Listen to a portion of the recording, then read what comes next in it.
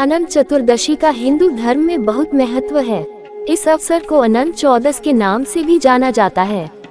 यह पवित्र दिन भगवान विष्णु को समर्पित है, जिन्हें कई अवतारों के भगवान और ब्रह्मांड के संरक्षक के रूप में जाना जाता है। भगवान अनंत भी भगवान विष्णु के अवतारों में से एक हैं। हिंदू कैलेंडर के अनुसार अनंत चतुर्दशी का त्योहार भाद्रपद माह में शुक्ल पक्ष के 14वें दिन मनाया जाता है। यह त्योहार सामान्य भाईचारे की याद दिलाता है और कपास या रेशम के पवित्र धागे के रूप में पवित्रता की भावना के साथ 14 गांठों से भक्तों की कलाई पर बांधा जाता है। यह दिन गणेश विसर्जन की रस्म के लिए भी प्रसिद्ध है।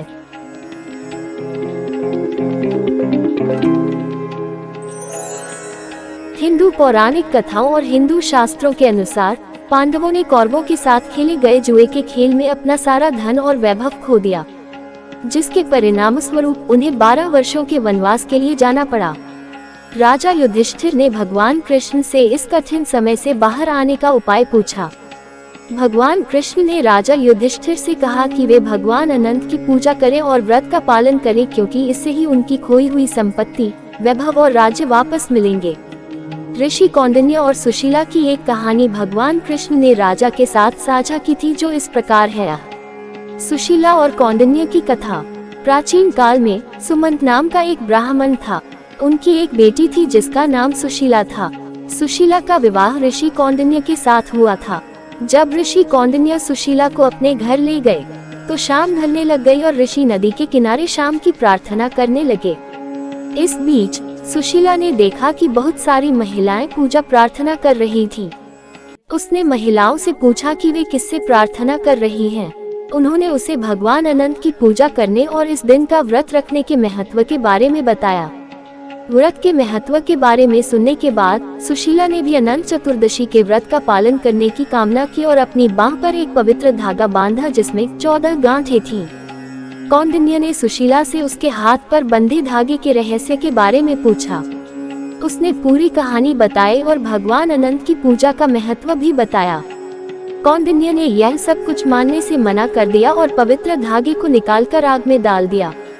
भगवान अनंत का अपमान करने के परिणाम स्वरूप उन्हें अपनी सारी संपत्ति खोनी पड़ी।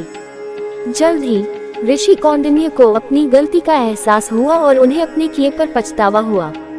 अपनी गलतियों की माफी पाने और उन्हें सुधारने के लिए उन्होंने उस समय तक कड़ी तपस्या से गुजरने का फैसला किया, जब तक कि भगवान अनंत उसे दर्शन नहीं देते। सभी प्रयासों और भारी कठिनाइयों का सामना करने के बावजूद कौंडिन्य देवता का दर्शन न पा सके। जब उन्होंने महसूस किया कि उनके सभी प्रयास व्यर्थ जा रहे हैं, तो उन्होंने अपने प्राण त्यागने का फैसला किया। लेकिन जब वह ऐसा कर रहा था, अचानक एक साधु ने उसे बचा लिया, जो ऋषि को एक गुफा में ले गया। भगवान विष्णु गुफा में कुंडनिया के सामने प्रकट हुए और उन्हें भगवान अनंत की पूजा करने और अनंत चतुर्दशी का व्रत रखने के लिए 14 साल के लंबे व्रत का पालन करने की सलाह दी, ताकि वह अपनी खोई हुई संपत्ति वापस पा सके। कौंडिन्य ने वादा किया और पूरी श्रद्धा से लगातार 14 वर्षों तक अनंत चतुर्दशी का व्रत करना शुरू किया। इसलिए उस दिन के बाद से लोग इस व्रत का पालन करते हैं और अनंत चतुर्दशी के दिन भगवान विष्णु से प्रार्थना करते हैं। अनंत चतुर्दशी का महत्व।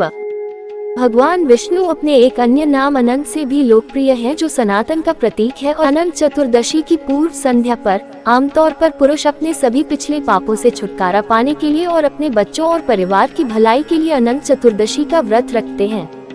भगवान विष्णु का दिव्य आशीर्वाद पाने और अपनी खोई हुई समृद्धि और धन की प्राप्ति के लिए उपवास का लगातार 14 वर्षों तक पालन किया जाता है। जैन धर्म में अनंत चतुर्दशी का महत्व। अनंत चतुर्दशी जैन धर्म में महत्वपूर्ण महत्व रखती है। हिंदू कैलेंडर के अनुसार दिगंबर जैन भादो महीने के अंतिम 10 दिनों में पर्युषण पर्व के अनुष्ठानों का पालन करते हैं। अनंत चतुर्दशी की पूर्व संध्या पर पर्युषण का अंतिम दिन मनाया जाता है। श्रद्धालु इस दिन कठोर उपवास रखते हैं। इस विशेष दिन पर भगवान वासुपूज्य नाम के जैनों के 12वें तीर्थंकर ने भी निर्वाण प्राप्त किया था। अनंत चतुर्दशी पूजा कैसे करें? पूर्वी यूपी और बिहार के कुछ हिस्सों में अनंत चतुर्दशी का त्योहार विशेष रूप से भगवान विष्णु और दूध सागर क्षीर सागर के अनंत रूप से जुड़ा हुआ है। इस त्योहार से जुड़ी बहुत सी रस्में और रिवाज हैं। सबसे पहले भक्त एक लकड़ी का तख्त लेते हैं जिस पर वे सिंदूर के साथ चैदर तिलक लगाते हैं। उसके बाद 14 पुए और 14 पूरियां इन तिलकों पर रखी जाती है।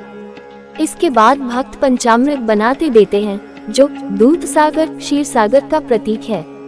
एक पवित्र धागा जिसमें 14 गांठें होती है जो भगवान अनंत को ककड़ी पर बांधा जाता है और फिर 5 बार दूध के महासागर में घुमाया जाता है।